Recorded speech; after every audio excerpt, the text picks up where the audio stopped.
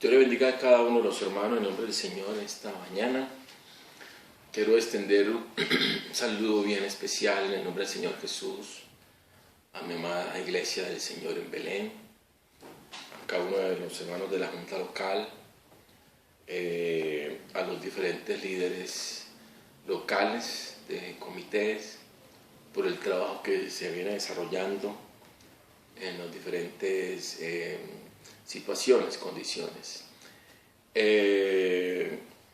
A cada uno de los niños, adolescentes, jóvenes, damas, caballeros, nuestros ancianos, nuestros amigos que nos siguen en estos videos, Dios les bendiga.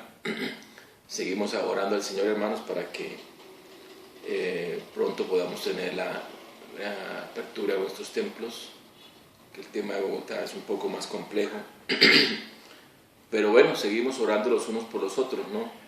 Y también hacerles una invitación para que tengamos mucho cuidado, porque pues se ha reabierto, ya todos saben, la situación de la economía y todo aquello, pero el virus sigue y debemos tener mucho cuidado, especialmente los hermanos que tenemos alguna condición en nuestra salud, la hipertensión. Ya se conocen todo el tema. Bueno, hermanos, vamos en esta hora a leer la palabra del Señor. Primer libro de Reyes, capítulo número 17. Quiero en esta hora meditar sobre el tema: el resultado se verá al final, ¿no? El resultado se verá al final. Y quiero tener basado en esta porción de la Biblia, dice: Elías predice la sequía. Entonces Elías Tisbita, que era de los moradores de Galaad, dijo a Acab: vive Jehová, Dios de Israel, en cuya presencia estoy, que no habrá lluvia ni rocío en estos años, sino por mi palabra. Y vino a él palabra de Jehová diciendo: apártate de aquí y vuélvete al oriente, y escóndete en el arroyo de Querí, que está frente al Jordán. Beberás del arroyo, y yo he mandado a los cuervos que te den allí de comer. Y él fue e hizo conforme a la palabra de Jehová. Fue pues y vivió junto al arroyo de Querí, que está frente al Jordán. Y los cuervos le traían pan y carne por la mañana y pan y carne por la tarde, y bebía del arroyo. Pasados algunos días se secó el arroyo porque no había llovido sobre la tierra. Quiero en esta hora, hermanos, que tengamos unas palabras de oración, pidiéndole a Dios la dirección en la meditación en esta mañana. Amén. Oremos. Señor Jesús y Padre nuestro, te doy gracias por la oportunidad que me permites dirigirme a tu pueblo santo. Yo reconozco que soy polvo y ceniza de la tierra, pero tú puedes colocar en esta mañana palabras divinas en mis labios para la edificación de tu iglesia. Te lo pido, Señor, envía tu palabra santa y bendita, en el nombre de Jesús. Amén y amén. Bueno, hermanos, estamos hablando sobre el tema: el resultado se verá al final. Y quiero empezar a manera de introducción hablando cuando estábamos en nuestra época escolar. Yo sé que todos pues recordamos con muchos recuerdos y de cariño, ¿no? Esas épocas de muchachos, niños, cuando íbamos a la escuela, y inclusive ahora con nuestros hijos también, cuando tuvieron la oportunidad de estudiar. Se empieza un año escolar, en el caso personal, emocionado, lógicamente, cuadernos nuevos, lapiceros nuevos, colores nuevos, si era posible hasta el morralito nuevo y todo aquello.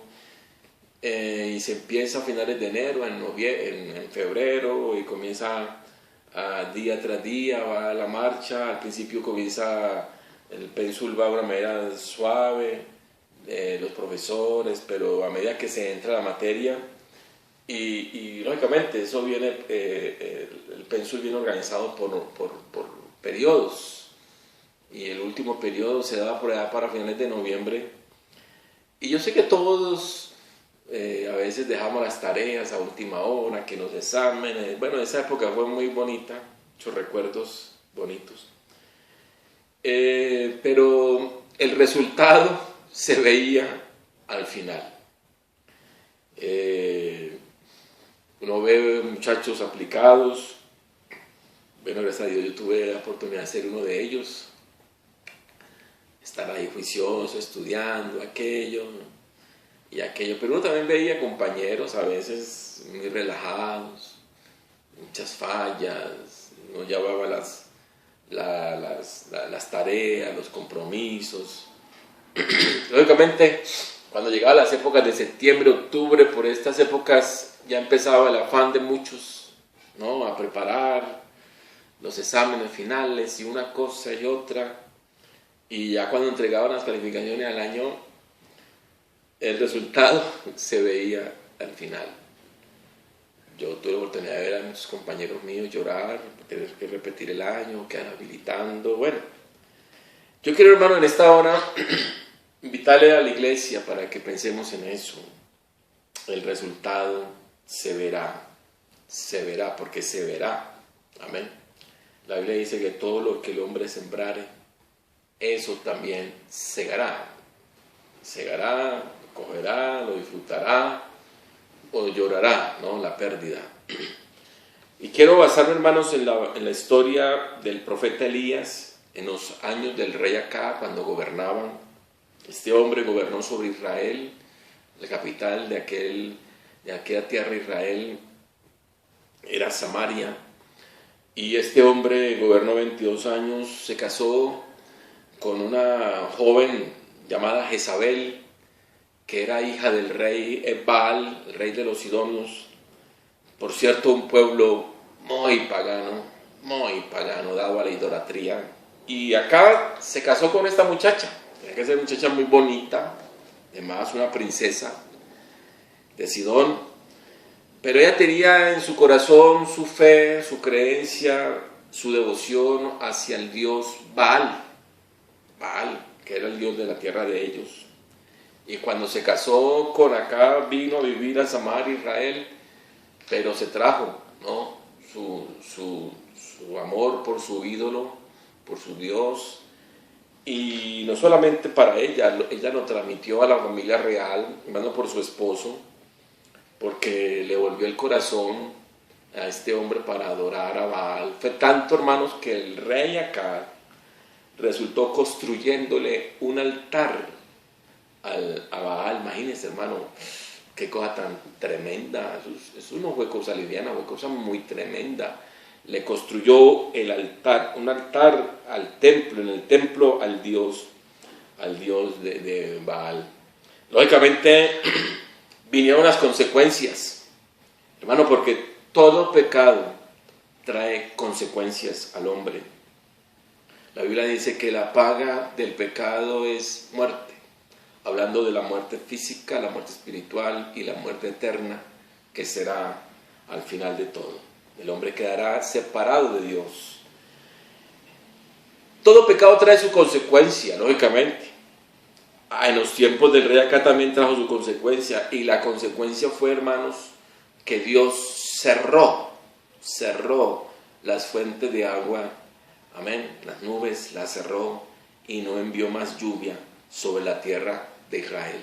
Hubo una sequía, y Dios le dijo acá a Elías: ve y dile al rey que por él adorar y permitir todo eso, porque no solamente cogió el corazón de la familia real, sobre los príncipes, sobre todo las familias, y Samaria, hermano, Israel entró en un estado de idolatría tan terrible, amén, que ya el culto institucional era Baal, y ya ese era, imagínense, gente criada en el conocimiento de la palabra del Señor, adorando a su Dios Jehová de los ejércitos. Ahora su corazón se va detrás de otros dioses. Trajo su consecuencia, Dios le cerró. Fue cuando Dios le dijo que se fuera a vivir vivir, porque esa sequía también afectó a Elías, hermano. Las cosas que estamos viviendo hoy en día, consecuencia del pecado y todo aquello, hermanos, traen también una afectación sobre el pueblo de Dios. Nosotros no somos ajenos, nosotros estamos viviendo en esta tierra, y mientras vivamos en esta tierra, en cierta manera nos veremos afectados por las consecuencias del pecado de muchos. Pero aquí es donde está, hermano, la diferencia. Dios está con su pueblo y Dios permitirá una salida para todas las ocasiones. Yo le digo a Elías, ve al arroyo de Kerit, allá yo le he dado, he mandado a los cuervos para que te lleven pan y te lleven carne. Imagina, hermano, los cuervos que son carroñeros, terribles, llevando en su pico carne, y tenía que ser una carne muy buena, porque venía de parte de Dios, que Dios lo que da es bueno, hermano, y sabroso, y tenía que ser una carne exquisita, un pan exquisito, hombre, increíble. Y esos animales le llevaban por la mañana, le llevaban por la tarde, y él vivía y tomaba agüita del arroyo, pero pasaban unos días y el arroyo se secó. Pero Dios tampoco lo cogió de sorpresa, ¿no? Él sabe todas las cosas, hermano. Ahí fue cuando Dios le dijo a Elías, ve de la viuda.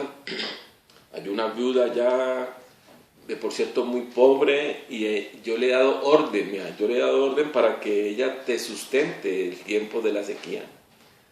Increíble, hermano, mandar al profeta donde la viuda pobre que lo sustente, pues podría haberlo mandado donde la mujer es más rica, la familia más ricas que habían allá, pero lo mandó, fue donde había mayor necesidad. Es que Dios conoce las cosas, hermano, en su presencia Él conoce las cosas, el final, aún sin comenzar. Él sabía que por algo lo mandaba, él sabía, él pudo haberlo mandado a otra familia prestante, con buen dinero, con mejores recursos. Él sabía que la bendición era para esa viuda, porque ella tenía mayor necesidad. Y cuando llegó allá Elías, se le presentó y aquello, y la mujer le dijo, sí, yo te voy a hacer unas torticas, y Elías le dice, pero hágame a mí primero. No, aquí uno también ve eso, y no, primero, antes de comer él, Elías, ya un hombre adulto, hombre, primero que coma al niño. No, pero hágame a mí primero. Claro, Elías ahí es tipo de la presencia del Señor. Hermano, y lo increíble es cómo esta viuda primero le da al profeta, ¿no? Le sirvió al profeta y dijo, y de lo que le quede, haz para ti y para tu niño. Primero le dio al profeta, ¿no? Le sirvió al profeta, obedeciendo a la orden del profeta. Pero hermano, vean, si el pecado trae sus consecuencias, lógicamente son consecuencias malas, ¿no? Porque lo que el hombre siembra, cosecha. El pecado trae sus consecuencias. También la obediencia trae sus consecuencias, pero son consecuencias buenas.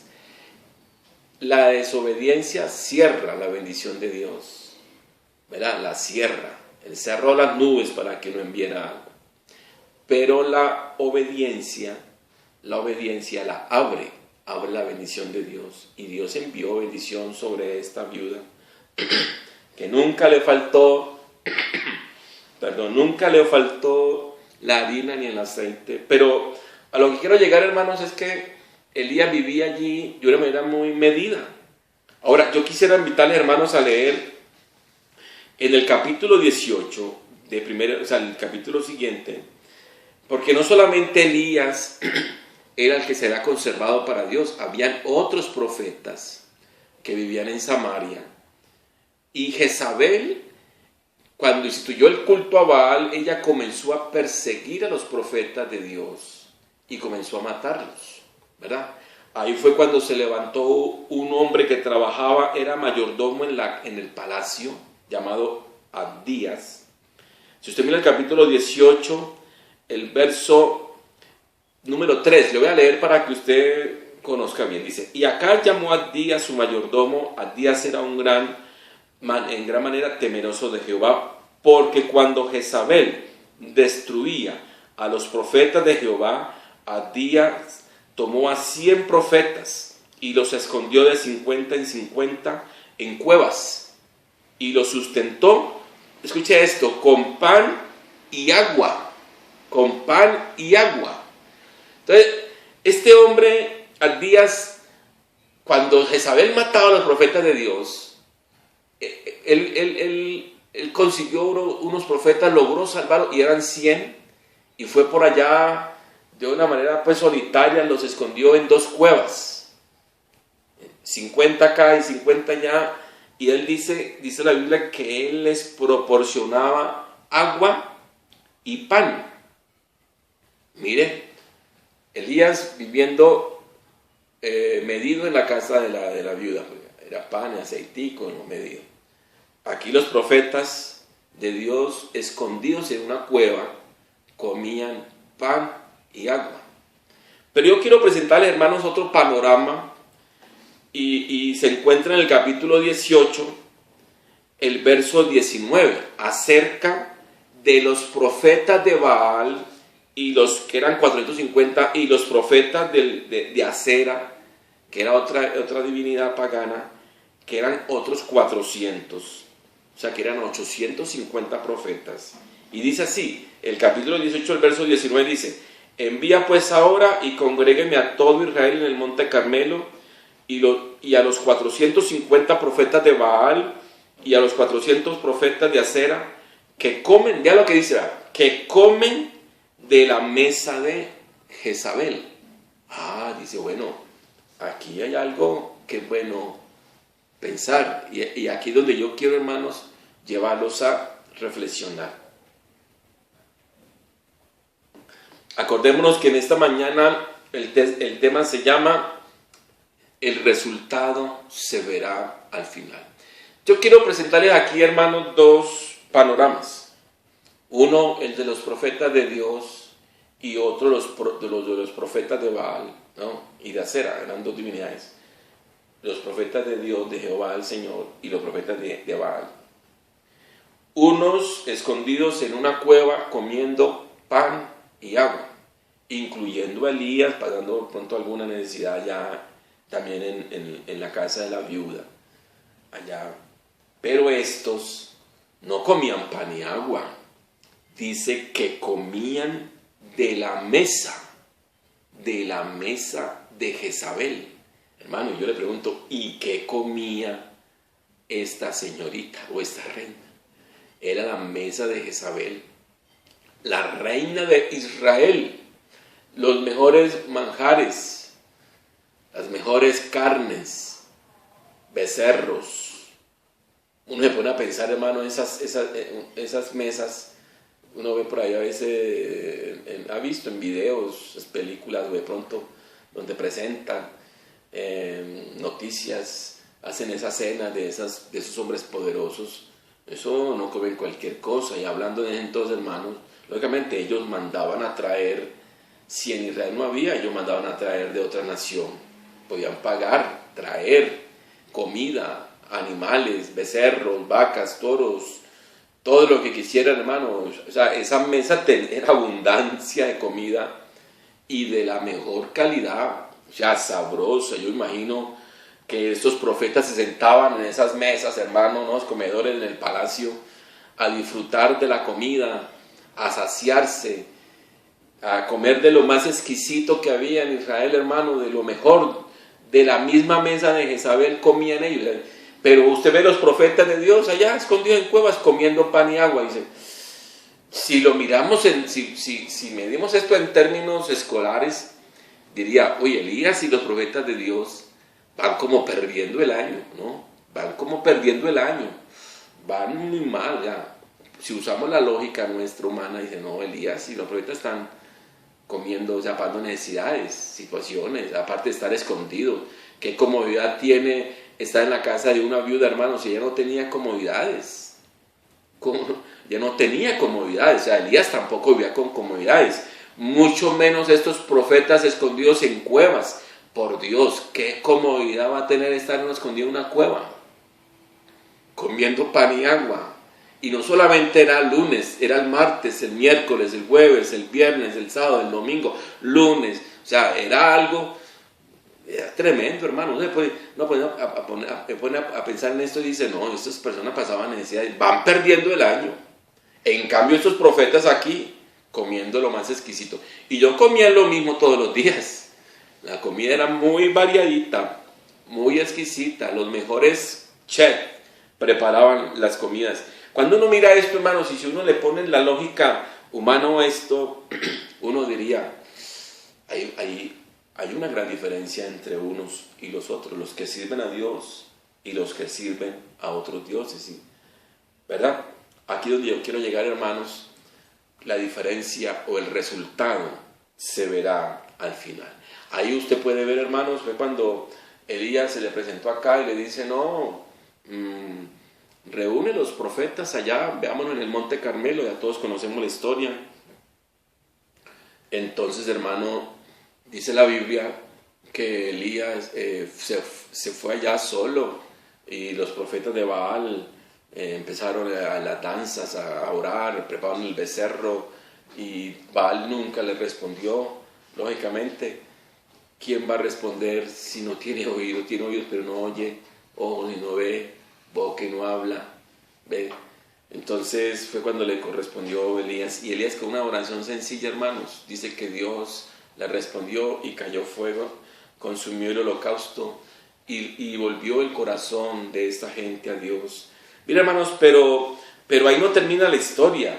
Si usted mira el capítulo 18, el verso 40, dice, después de que Dios envía fuego y consume el holocausto, y esa gente comenzó a decir, Jehová es Dios, Jehová es Dios, y comenzó a proclamar el nombre del Señor, y volvió su corazón hacia el Señor Jehová, y comenzaron a decir, no, Jehová es Dios. Claro, dice el verso 40, miren lo que dice el verso 40, entonces Elías les dijo, prended a los profetas de Baal para que no escape ninguno. Y ellos los prendieron y los llevó Elías al arroyo de Cisón. ¿Y qué dice? Y allí los degolló. Hermano, mire, la historia termina aquí. Dice, y allí los degolló.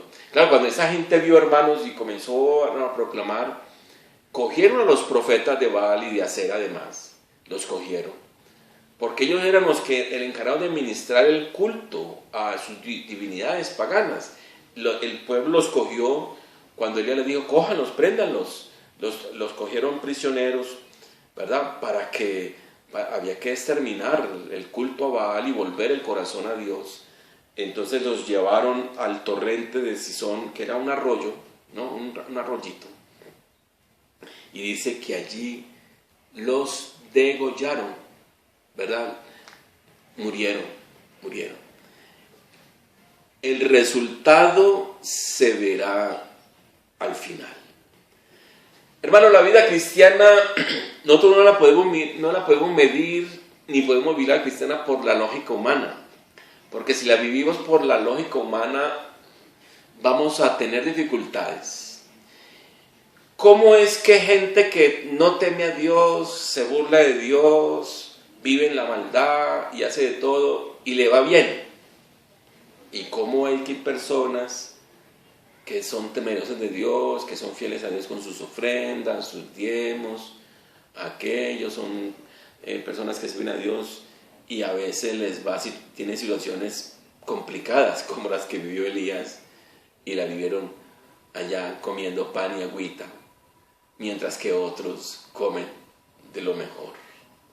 Eso mismo le pasó al salmista Asaf. Usted lee el famoso Salmo 73, dice, yo me puse a mirar a los impíos, cómo prosperaban y cómo les iba de bien, en cambio mire acá y esto y lo otro. Hermano, dice, y por poco se deslizan mis pies, ¿no? Porque uno dice, pero ¿qué le pasa aquí? O sea, esto como que no concuerda, esto como que no tiene una lógica. Mientras uno se porta mal y le va bien, y otros se portan bien y le va mal, ¿verdad? Aquí como que hay una lógica, pero es que, hermanos, el resultado se verá al final. Los hombres mundanos, David escribía en su Salmo 17, verso 14, dice, Los hombres mundanos tienen su porción en la vida, se engordan y se sacian y se crían a sus hijos. Y él decía, pero en cuanto a mí, ver tu rostro en justicia, Dios, es todo mi anhelo. Estaré satisfecho cuando despierte a tu semejanza. El resultado, hermano, no se va a dar ahorita. No. Las calificaciones de si pasó o perdió el año nunca se entregan en febrero, en marzo, en abril, o en junio, o agosto. No, siempre se entregan es al final del año, ¿verdad? Siempre se entregan. Pasó, no pasó. Aprobó, desaprobó. Ahí donde se verá el resultado, hermanos. La vida también será igual. Nosotros, este es parte del camino, eso es parte de las jornadas, de lo que estamos viviendo. Pero el resultado se va a ver al final. A veces nosotros no comprendemos muchas cosas de la vida. Claro, hermanos, es que la vida no hay que comprender, no tratar de comprenderla. La vida hay que vivirla, pero puesto los ojos en Jesús, ¿verdad? Cuando uno coloca los ojos en el Señor, pase lo que pase, dificultad que venga, angustia, aquello, sabemos que sí tenemos de Dios. Eso sí no va a faltar, hermano. El agua y el pan no va a faltar. No va a faltar la cuevita para protegernos, para escondernos. No va a faltar la casa de la viuda para atendernos. No, hermano, así sea poquito, pero estaremos con la bendición de Dios. Nuestras promesas de parte de Dios, las grandes promesas o las definitivas promesas no son para este plano natural, hermanos. Si Dios nos diera a nosotros ahorita todo, no, la Biblia nos dice que somos ciudadanos del reino de los cielos. Aquí no se ha manifestado lo que somos, hermano, no, eso vendrá otro periodo, otra vida, pero vale la pena sí serle fiel a Dios en esto, aunque tengamos que comer solo pan y agüita y vivir escondidos en la cueva o en la casa de la viuda. Allá habrá poco a poco la bendición de Dios, pero el resultado se va a ver al final. Vale la pena serle fiel a Dios, porque Dios, si Dios muchas veces es fiel con el infiel, ¿cuánto será con el hombre que es fiel, hermanos? El hombre que a pesar de todo le sirve, le ama, le honra aún con sus bienes, con su familia, sus hijos, y sacrifica y está ahí pendiente de todo, hermano. Eso toca el corazón de Dios y la bendición vendrá. Vea, hermano, vale la pena ser fiel a Dios. Mira, si usted mira la vida de Job, hay una gran enseñanza. Job sufre la muerte de sus hijos, la pérdida de sus ganados, sus cultivos, de todo perdió, hasta la esposa.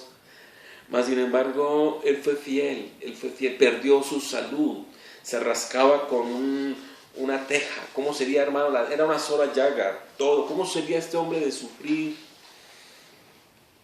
Pero el resultado se vio al final, cuando Dios lo sanó, cuando Dios lo restableció, cuando Dios le recuperó todo lo que había perdido. ¿Sabe, hermano? Aquí hay una gran lección para nosotros, los mortales. Y también hay una gran lección que Dios le dio al Satanás mismo, hermano, al mismo diablo. Hay una lección para nosotros como iglesia y también una lección para el mismo diablo. Claro que sí. Ahí Dios le dijo a Satanás cuando era un querubín, él lo tuvo todo, ¿verdad? Él sí que vivía en el cielo con Dios y lo tenía todo, pero teniéndolo todo, le fue infiel. Mire cómo es la vida. Lo tenía todo y le fue infiel. En cambio, Job, un mortal que lo pierde todo, pero perdiéndolo todo, se mantuvo fiel. Hay una gran lección, fue una cachetada que Dios le dio al diablo. Usted tenía todo y me fue infiel. En cambio, este mortal pierde todo y me es fiel. El resultado se verá al final. ¿Saben, hermanos?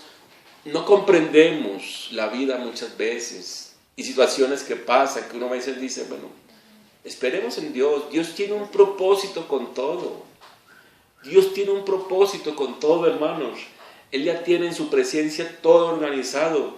Y lo que quiere, hermanos, es que usted y yo caminemos por este desierto lleno de víboras y de escorpiones. y caminemos confiando en que arriba hay una nube y una columna que nos caliente, y confiando en que todos los días el maná va a caer, así sea poquito, pero va a caer, hermanos. No nos va a faltar el pan y el agua y la cueva para escondernos, para refugiarnos. Él es nuestro escondedero, nuestro pronto auxilio en las tribulaciones. Pero el resultado se va a ver. ¿Cuándo se va a ver el resultado? Cuando el Señor diga a su pueblo, ven, sube acá.